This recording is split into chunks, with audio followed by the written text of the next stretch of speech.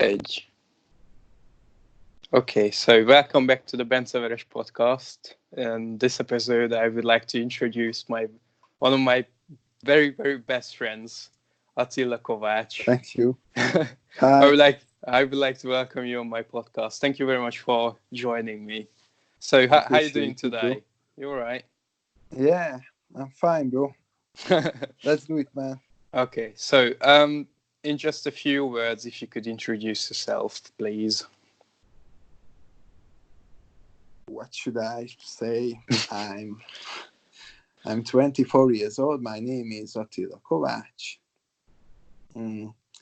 I go to the local university where I'm studying CS and marketing, and I'm very interested in doing entrepreneur stuff in the future. Lovely. Just want to say that we used to go to the same high school. Yeah. That's where we know each other from. And even we sat next to each other for like 3 years. I don't remember. I barely remember high school now, so. But I see my shirt. Do you remember it? Yeah. It was the first year. Yeah. Yeah, we won that. Yeah. You know. We always won. Yeah, like the whole class for some reason. Yeah. We always were lucky. Teacher winners, yes. Yeah. All right, so introduction basically done. So first question, what have you been up to since you left high school?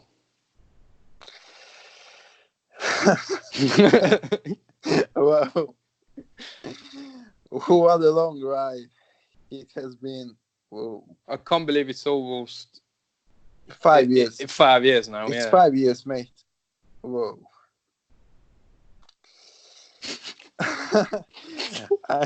I'm not a millionaire. Unfortunately, that was the plan at first. Well, it depends what currency. Oh. Because, like, you know, you can be a millionaire. Like, I'm a millionaire, but not in pounds. Yeah, so it depends. Like the currency is okay. It depends on the currency. Yeah.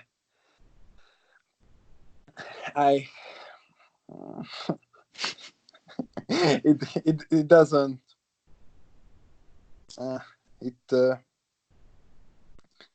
No. Describe if you can't find the words. Yeah. Describe what? If you don't know something, just try to describe it, and then try to circle around it or whatever. If you can't find the words. Okay, that's vágni, tesó.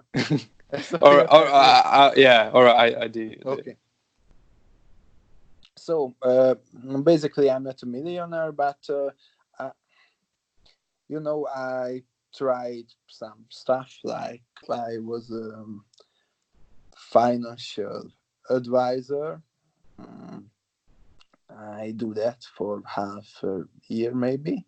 Does the OBS stuff or whatever, or OVB or? Yeah, it was. It was quite interesting, though. I tried.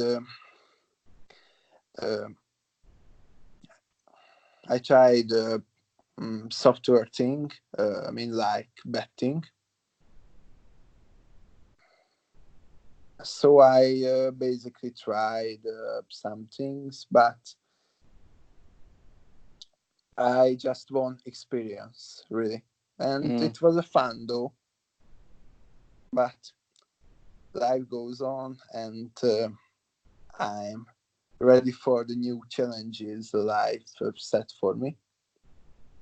And nowadays I'm interested in online marketing, so this is the main thing that I'm interested in. Mm-hmm. So, since we left high school, what did you go to university straight away, or what else, other activities have you been doing besides university? Like you mentioned, trying online softwares and marketing and sales, but was there anything else? So, back in the day, high school, I was interested in this betting stuff.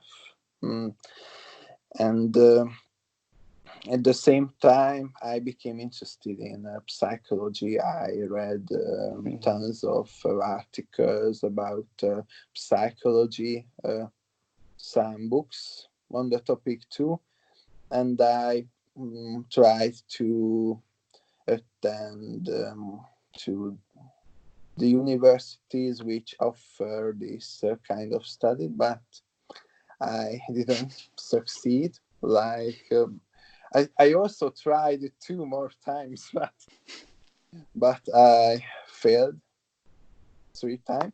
It just means that you won't have a degree, but it doesn't necessarily mean that you won't have the knowledge what's required as a psychologist.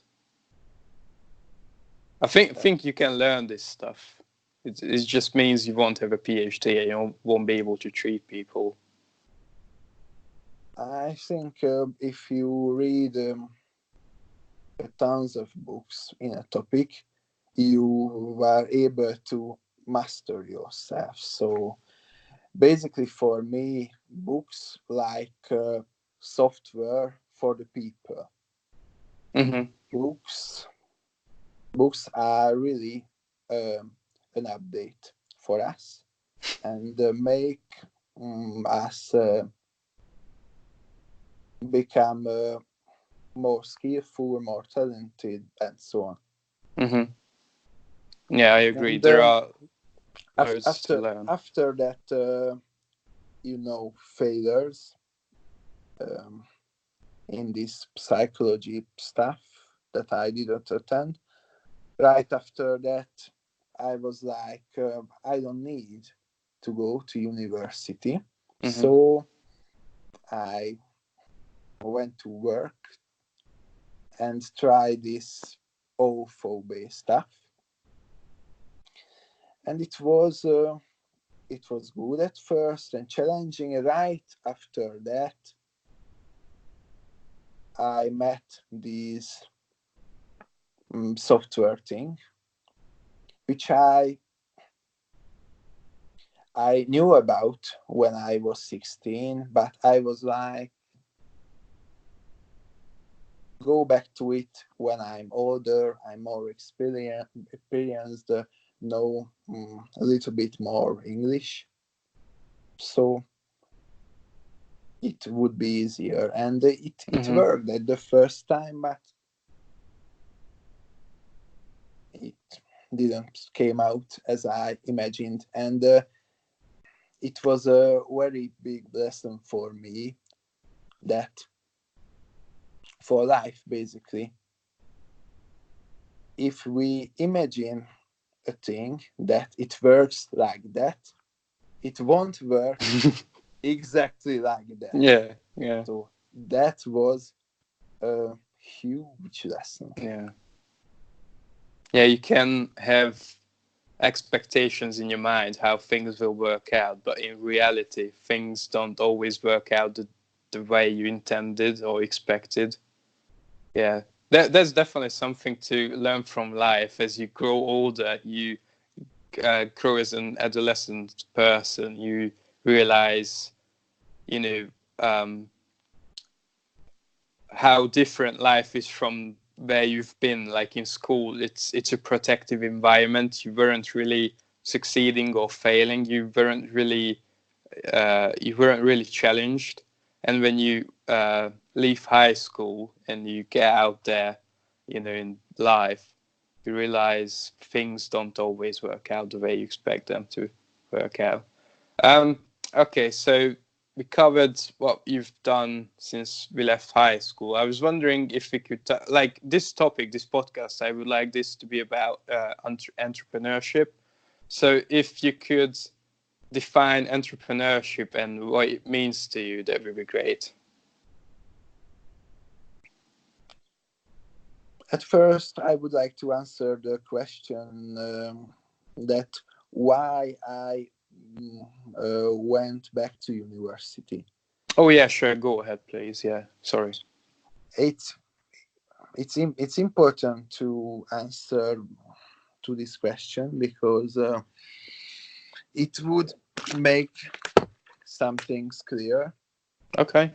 So to react to your statement that you said before,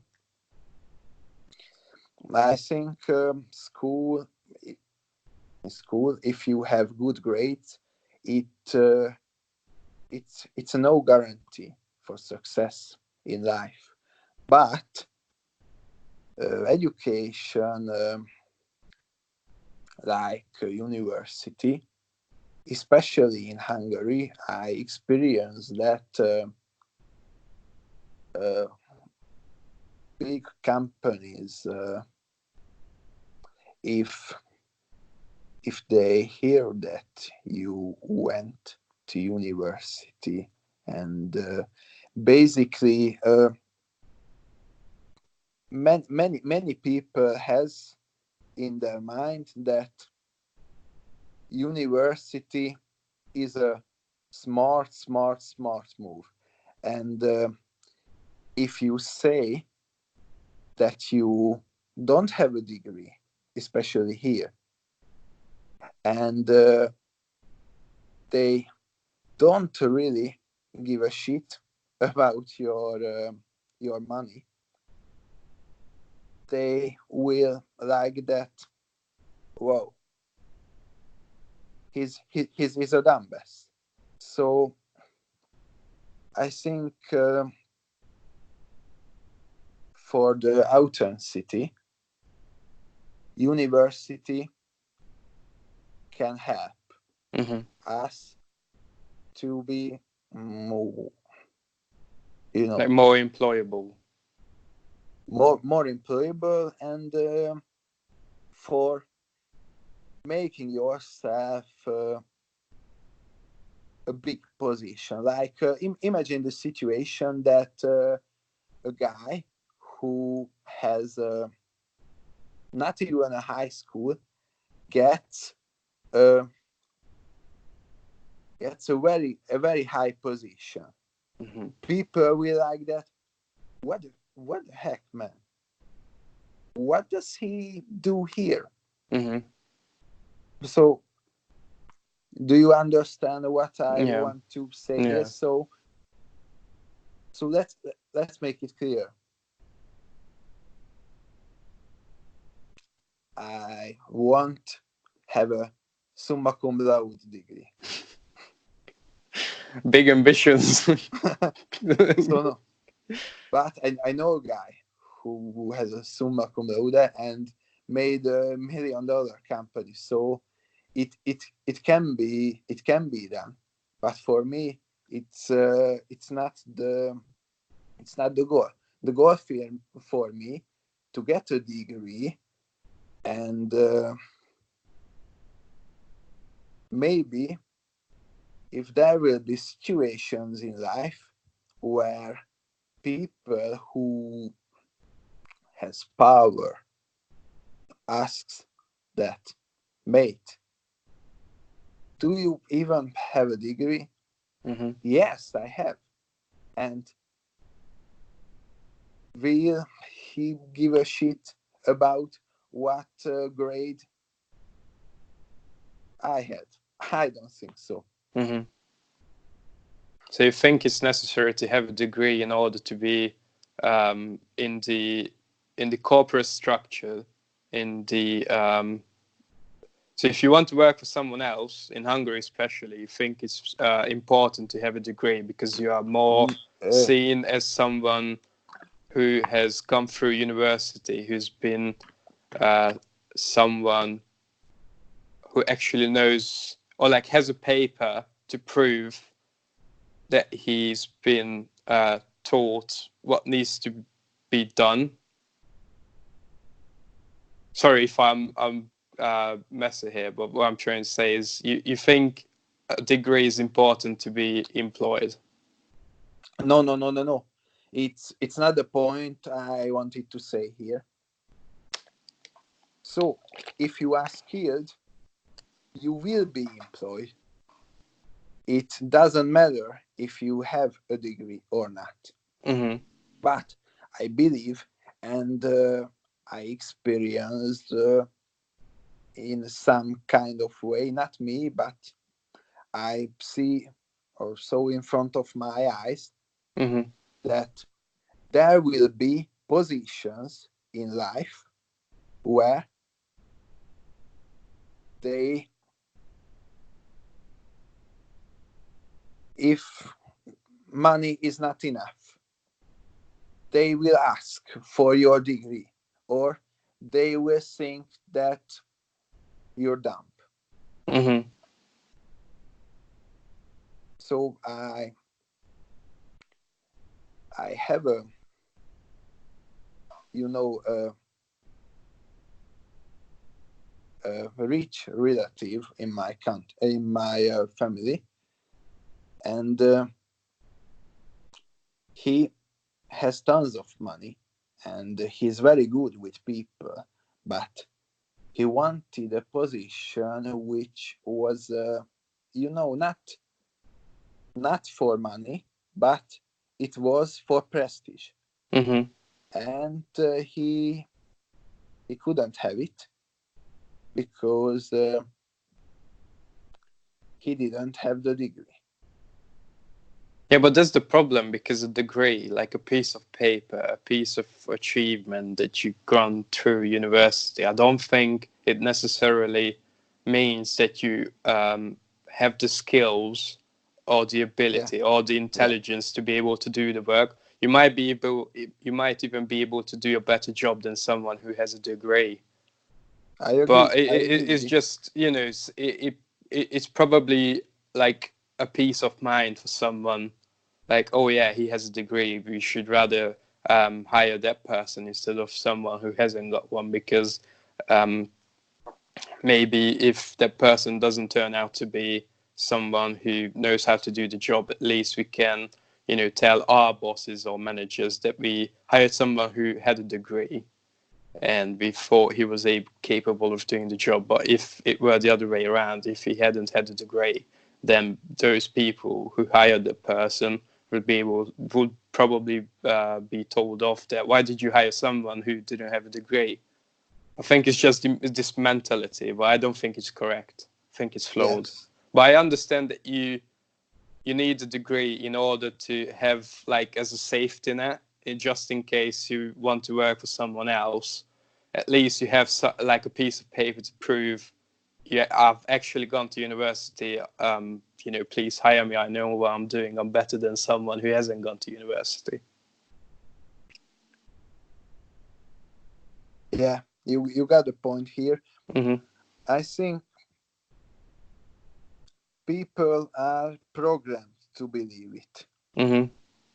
I think it's just a Hungarian thing, because here in the UK, most of the time, I'm not saying this is 100%, but as long as you get to somehow invite yourself to the interview, and on the interview you can present yourself in a way, like, as someone who's confident and know what he's talking about. I don't think you need a degree. Like, I got a good job. My previous job was a good one, and I didn't. He said it requires a degree, and I didn't have one. I just went in there, was confident, said, can get this shit done, give me the job, got the job. It doesn't necessarily mean you have to have a degree. Like, if you're a lawyer or like an attorney or like an accountant or a medical doctor, you probably need a degree. But most other jobs, I don't think so.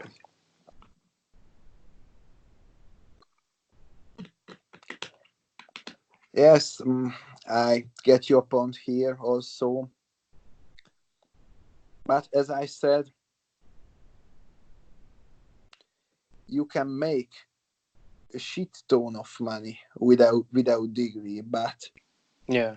if you want very very high positions, you know, Yeah, but if extremely high elite positions. I mean, So I try to make a point here that for those positions you need a degree, but it's a very few one.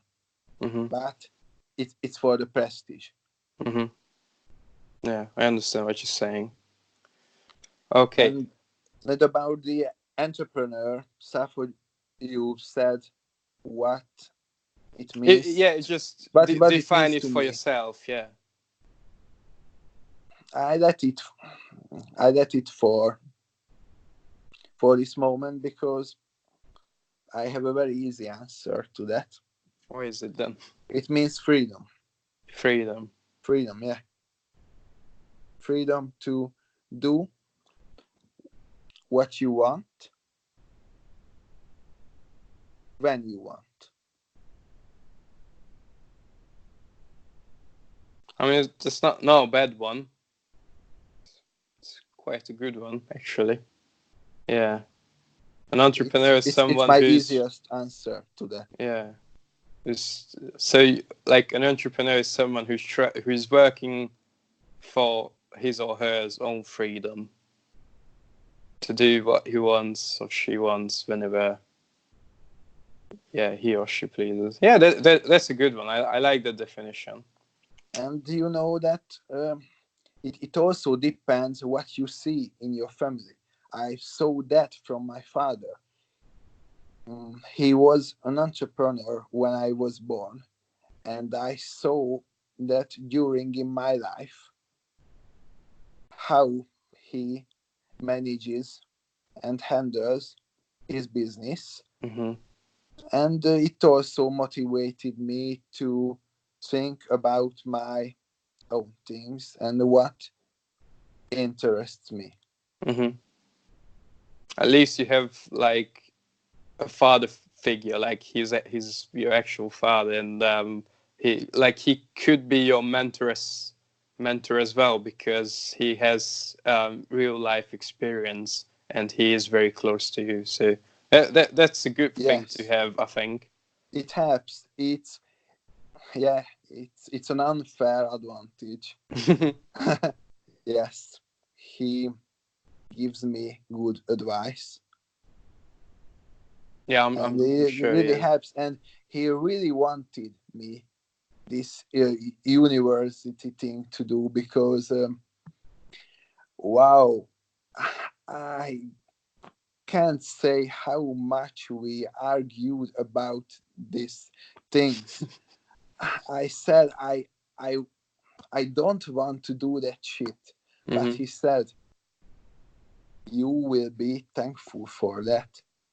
Do that thing, and after that, do that what you want, but make this goddamn degree, he said to me.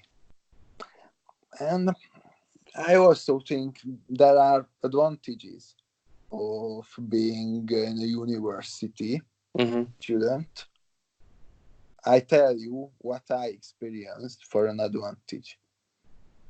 As I said, I'm interested in this marketing stuff, and my classmates are also interested in that, and I can connect and network with people who are smart, and I observe them very, very, very closely. Observe them when there's a presentation. I'm like a creeper. I'm observing them, that who will be the girl or the guy who I want to work with in the future. Yeah, that's a good strategy. Yeah. Yeah. I agree. Yeah. You get that? Yeah. And fortunately, I see some potential in my yeah, you just add them on LinkedIn. They are very smart. And there are some girls and guys who are smarter than the majority. Those are the kind of people we want to be around. There's a hierarchy. Everybody know in everywhere. Mm-hmm. That's who is really smart. Mm-hmm. I think it's a thing that no one says, but everyone knows. No? Yeah. Am I right? Yeah, I agree. Yeah, that's a good thing. Okay, could you talk about failures and successes? I can talk about more for failures than successes. I think had more we than, definitely have fail more than we but succeed. No. I didn't have any fails. I don't like this word. I had many learnings. Yeah. This is what I like to say. I Yeah. learned so damn much. Yeah. So damn much, man. Yeah. It's wisdom right there. And it's, I don't Failure know. is an expensive education. Yeah, my education is, goddamn, it's very expensive. Where did this thing start? No. Let's just cover it. Like the first entrepreneur experience, right? Yeah, like tell me about one, like your biggest, or maybe the two biggest failures, and maybe one or two successes. I don't want it to drag it on, because it could go on forever, I think. Right? Or it sounds like you have way too many experience for this podcast. We'll cover it in later episodes, I'm sure. Okay. No, just two each. Not so many, but I really have more failures than I have more L's than U's. Mm-hmm. But I don't, I don't give a shit about it, because I know that my hot streak is on the way. Mm-hmm. And I'm gonna crash it. Mm-hmm. I'm so confident about it, but let's go back to it. So, biggest failures. Not necessarily biggest, but the most meaningful. Like the most meaningful failures and most meaningful successes. Like what was the biggest takeaways or learned experiences from your failures?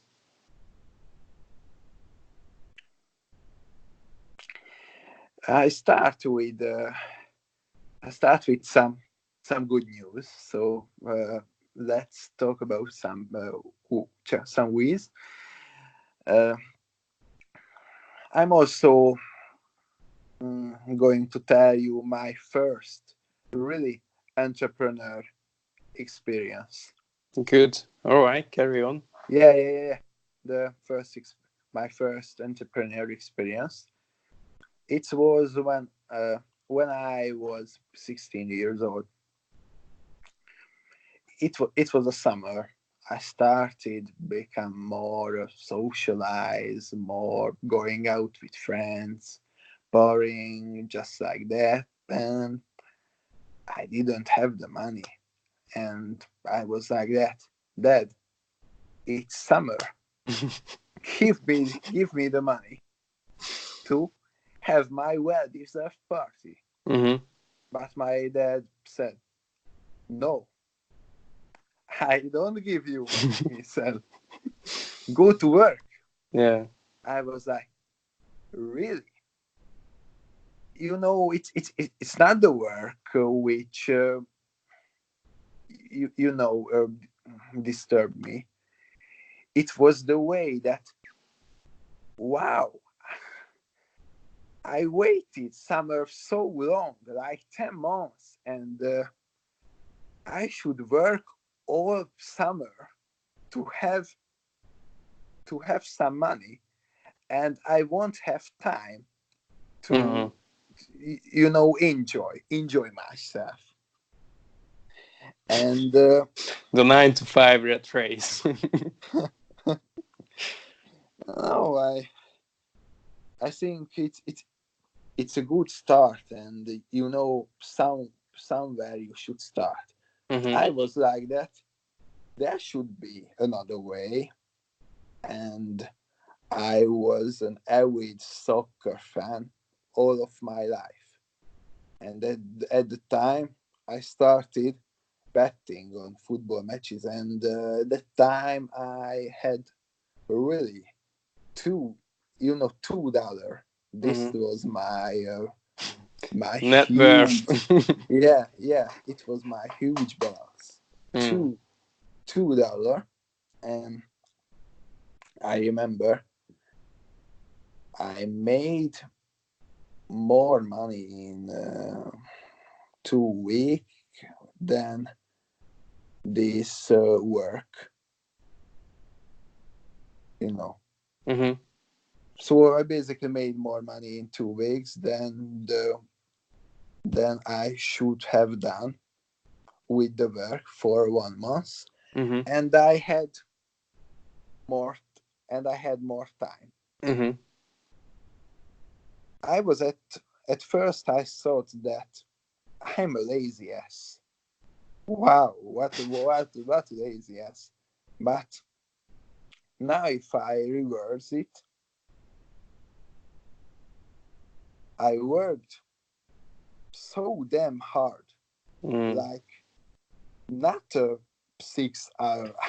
I literally I spent my whole day in front of the computer and Mm. looked for the matches which will make me money. Mm-hmm. But if you do things which you enjoy, time flies by. Mm-hmm. What Einstein said, I don't know whether I pronounced it good, I don't care, but Einstein said about time that it's an illusion, that imagine a time when you speak with a very attractive woman and compare this time in front of uh, sitting in front of a radiator. You can't compare that because the same time with a attractive girl just flies. Mm-hmm. And if you sit in front of a freaking radiator, it's like forever. Yeah. So at the same time, like if you were to speak with an attractive woman for an hour, that would feel it's gone by a lot more or a lot faster than if you were just to seeing in Yeah, front of a yeah. radio. Yeah. And Doing nothing. Yeah. and this was a very, very, very big lesson for me, Mm-hmm. that you must do stuff which you can be lost, Mm-hmm. really be lost. And yeah, you But also hold have on to just a work second. so damn hard. Yeah. Do you think it's because you were focused on what you were doing with the betting and not focused on the other job you had to do?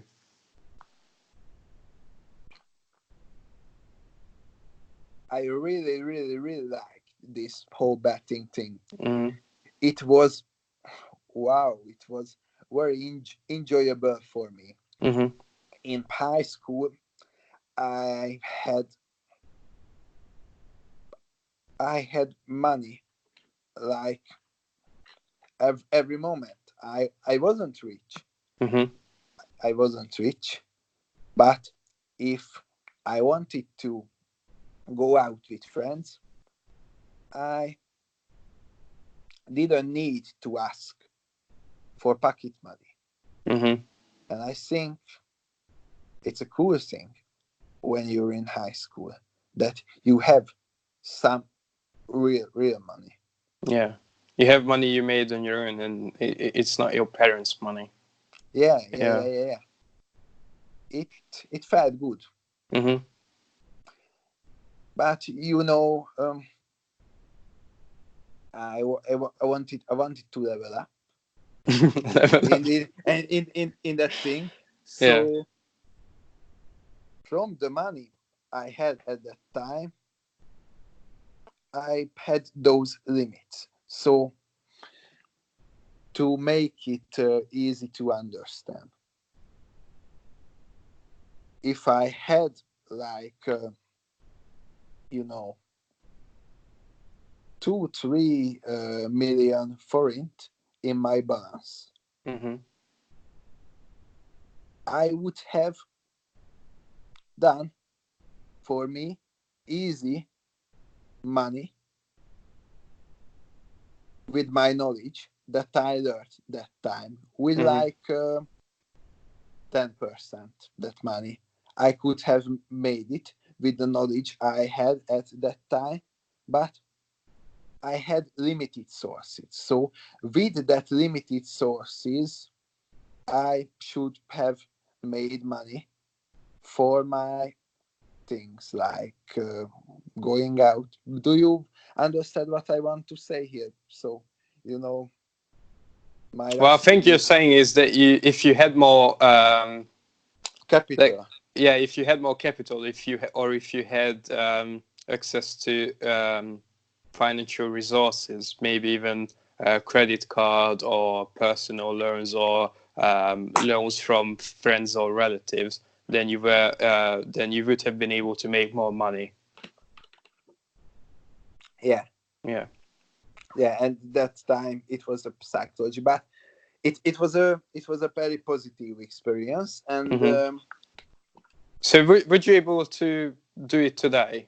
Like if you were to have, let's say, 10 million Hungarian forints, would you be able to still use this knowledge and scale it up and then make a full-time job doing this? no, No. no, Right. because Does it not work anymore?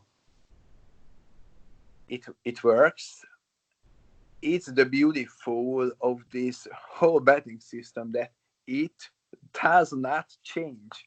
It was the exact same like 5 years ago than Mm-hmm. now.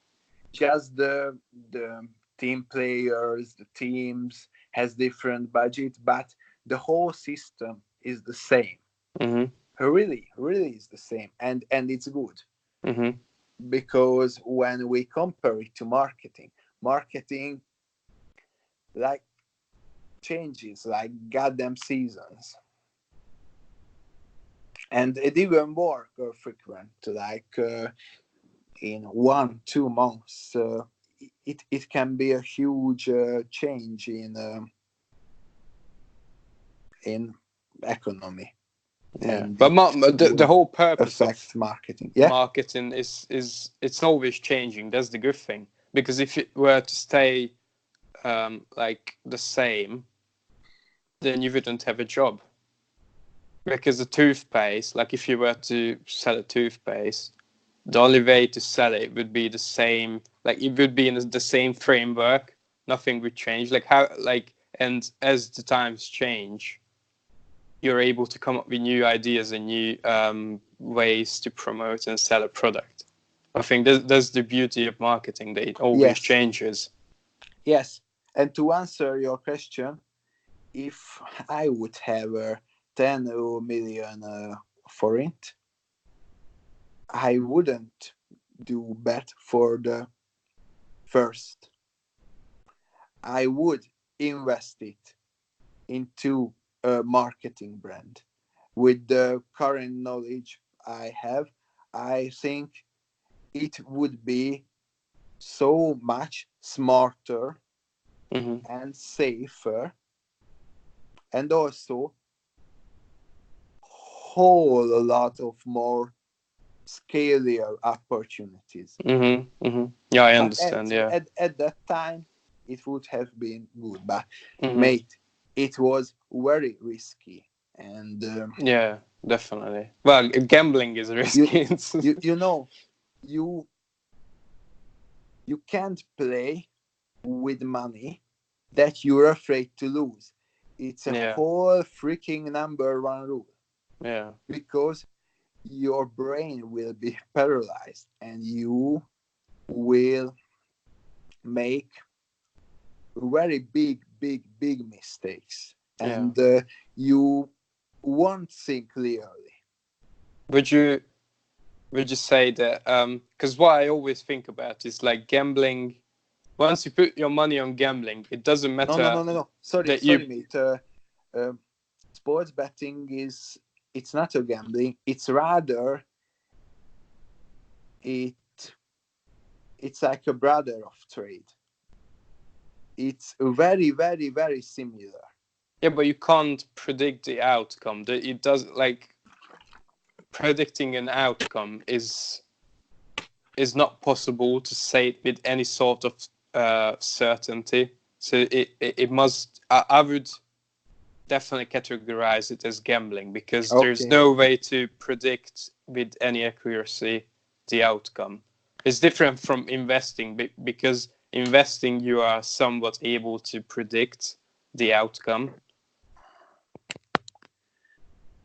But I think it works similar because if you bet on a football team, you bet on it because you have some information which you trust. And this is the key, that the more information you have, the more money you would bet on that match, and the more the probability that it's a winner. Mm-hmm. So it's kind of similar. I also heard that from other guys too. It was a good thing. I really don't mind that I tried this whole betting thing because I learned so much from it. Like the first thing, money management. I think if Mm-hmm. people won't have a proper money management in her business life, he or she will be lost. Mm-hmm. So I think in personal life as well, you have to have a budget and a savings account and everything. Like you have to be on top of your finances no matter what and no matter where. yes, and at clear head, Mm-hmm. you must betting with clear head, Mm-hmm. and you will be winning streaks, losing streaks, and you should handle the ups and downs. And in that things, I also learned how to lose, and it was Yeah. also takeaway. Yeah. It's a valuable lesson to learn how to lose. Yes, Yeah. but to speak about some failures. Yeah, let's get on to topic because Yes. it's 43 minutes Yeah. and we have barely Yeah. touched on like this is what I like, it's the conversation flows. It's not like, question answer, like the conversation actually flows. This is what I like. So yeah, but let's get back on to if you could just list two failures and two meaningful failures and two successes, that would be great. One of my failures, it's also interesting because some failures came from winning. Like when I was very focused on this whole betting, and at that time I was freaking good at it. It Mm-hmm. really. I was ranked third at competition in like 5 or 6,000 people, and the mistakes that I had here, I couldn't keep the momentum. Mm-hmm. I built a freaking high social proof with that achievement which I got from that competition, and I couldn't live with it. Mm-hmm. I just had to work like 2-3 months with the same enthusiasm and Mm-hmm. hard work, plus the social proof, and I should have made easy couple $1,000 per month with subscribers to my to my tips. But because of the competition, I thought that I'm a winner. I really thought that I'm a winner, and I don't need those working hours. I was like that, oh, I'm that good. I just enough, like 5 minutes check before the match. It's not work like that. So you have to be prepared no matter what. I didn't put the same effort, and it paid back. It paid back. It was ugly. And when life,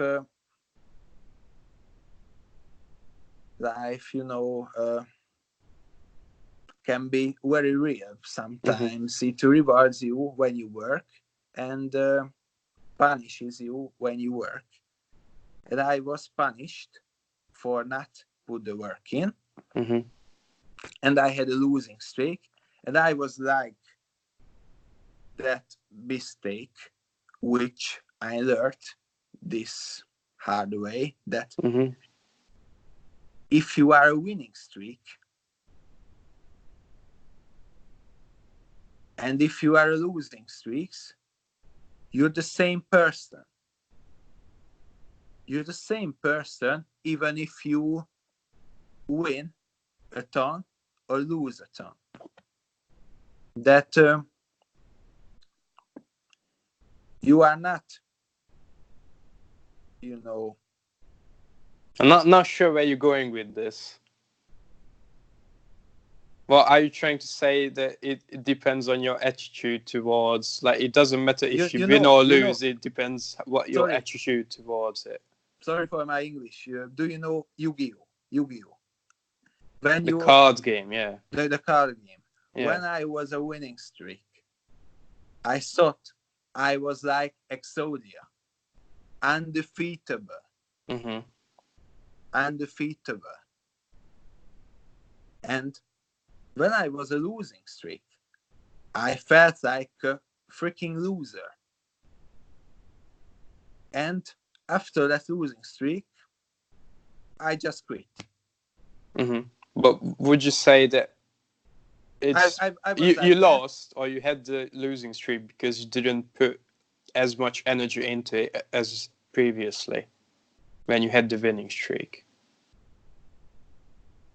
So you got complacent and decided, oh, I got this, but actually you didn't, and you thought you were the best, but actually life just slapped you and did a reality check and made sure, you have to always give your 100%, because if you don't, it means you're going to have a losing streak. Yes. But the main lesson was there that you shouldn't overreact your wins and losses. People tend to you can't be oversensitive about it. You just have to keep that neutral mindset, whether if you lose, whether if you win. I think that's really hard. It was a hard lesson for me. Yeah. What I was trying to say is there was a study about people find losing a lot more painful than winning. So if you would win, let's say, £100, you would feel great, but you wouldn't feel as emotionally moved as if you were to lose £10. Like losing £10 feels a lot like it's more emotional to lose £10 than to win 100 or even 1,000. So you experience losses more than you experience winnings, is what I'm trying to say. I'm so tired now. I can barely think. Yeah. Shall we just do one more question maybe, and then we call it a day, because it's quite late. It's 23 or 11 p.m. and it's over midnight now, isn't it? Whoa, I'm not tired, because like the Einstein thing, Time is relative. time flies by fast. Even if you know tired, you can be concentrated, because you do things which you enjoy, and it gives you plus energy. Mm-hmm. All right. What do you think about, you talked about how you realize that working, like this 9 to 5, this doing a regular job is not as good as if you were to do your own thing, make at least as much money in less than half the time. That's a lot better than actually, working full time. I was wondering if you could share your opinion about, about the general 9 to 5 rat race. Like what I'm trying to say is, doing the same shit every day. And so many people do this, and I'm not saying, I do it at the moment, and so many other people do it, but I just don't think it's how people should really go about their day. I know some people has to do the same shit every day in order to keep the whole society, the economy, and everything else working. But still, there's something to it where it just bothers. I can't do it. Like, you feel physically in pain if I go to work, do the same, come home, wake up, and it's the same, like the same week, same month, everything is the same. So I find it, it sucks. So I wonder if you could share your opinion about this whole, just a regular job. What do you think about having a regular job? In the interview, I also told you about things we just see in our house from our parents.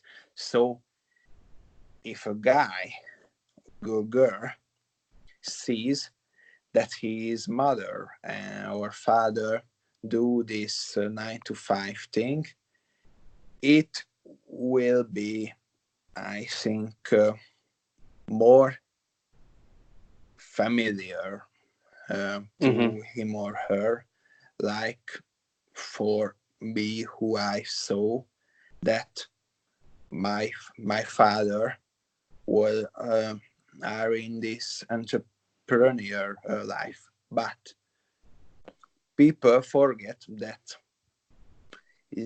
entrepreneur life is not a 9 to 5. It's an all day, all night. It's not a 9 to 5. It's an all day, all night. Yeah. Literally, I just I just know that sometimes my father got a call in the middle of the night, and he just go. And it's like that. And it's a whole another thing, is like so much responsibility as an entrepreneur, even if you have employees. Yeah, or even more. Yeah, you're like a parent to them. Like, you give them money, and they depend on the income which he or she will get you. So it's hard, and it's not suitable to do it full time. But I think, and I'm really confident in this thing, that even if you earn 9 to 5, you need to be a part-time entrepreneur. Yeah, I agree. Yeah, you have to do your own stuff. You need to be a part-time entrepreneur, because if you not making enough money, you don't need the the plus hours in the factory and whatever you are. And I want to give a piece of advice here that I just tell this everyone, and I also working on it, that everyone should learn a high income skill. Everyone in her free time.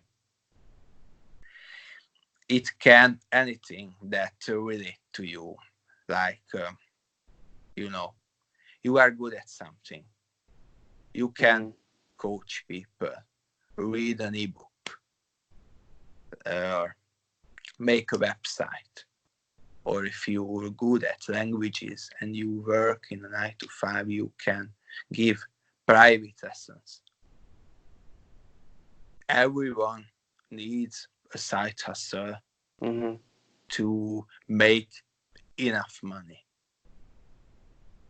Yeah. Wise words. Yes, and I really mean it. Yeah. Wise words, man. All right, man. I think we should end it here because it's getting late and I still need to take a shower, go to bed, because I've got the same shit to do tomorrow as well. Listen, man, it's been an honor to have you on. Honestly, I really enjoyed it. Thank you very much for all the, the wisdom you have even at 24. Thank you. Yeah. Thank you for the time. I was really excited for the call. Sorry for my English, but mine is shit as well. I very I very rarely use English in speaking terms. I didn't have any problem with understanding you. Or I don't have problem with reading stuffs on the internet or writing, because I really like that stuff. Write and practice also in English. And yeah, I think it's just practice, really. Yeah, I need to practice. We need to speak, even if general, just speak more. Yeah. Just speak more English. Tell you what, because we only gone through half the list of the questions I've written down. We could do maybe, well, not a part 2, but like another podcast maybe next week if you're interested. Or this weekend, because I want to keep the content every 2-3 days. I want to keep a video coming out. So, wow, I just see the timeline that we're over 1 hour. Wow. Yeah, almost. I didn't realize it. Yeah, this is what I'm talking about. A podcast is such a great way to to have a conversation. Well, you should check it, because I think if stuff is boring or something like that, you can cut it, because it's but this is the whole thing. I don't want to cut it. I want it to be a continuous video in order to keep the flow intact, not affecting, because if you cut the video, you could reduce this video to 10 minutes. What's the point? Like 10 minutes doesn't tell you about a person. Like you can't get to know someone in 10 minutes, but in an hour is a lot more. I'm so nervous. I hope people will like it. Or no one's watching at the moment, so it's not like maybe in the future. Yeah, so don't worry about it. I'm sure we'll get to do plenty more podcasts. And thank you very much for being on. I really appreciate it. Mate, do it if I will have a story, which I think it should be. You have plenty, man. And plenty shared ones, so. Whoa. Yeah. Many more to come. I didn't want it to brag. with these things. I also have so much failure in the pocket. Yeah. You will get to share them all. You know, I didn't even say a word about ecom, which is the number one project in my life. That's a whole another video, man. We should it cover is. it. Yeah. I think ecom deserves a whole other own content. video. But let's back to it. When I reach some milestone in ecom. When I reach a milestone in ecom, this will be my first thing to call you. I promise you, bro. Okay. All right, man. All right. Yeah. So thank you very much. I really enjoyed it, and then thank you for the invitation. Yeah, we'll do many more. Thank you very much. So thank you for all the listeners and viewers as well. I just want to say welcome, my friends, and listen to his wise words, because there is plenty to learn from all the mistakes and successes. Yeah. All right. Thank you very much, and then I'll see you soon. Bye and peace. Itt megvágod.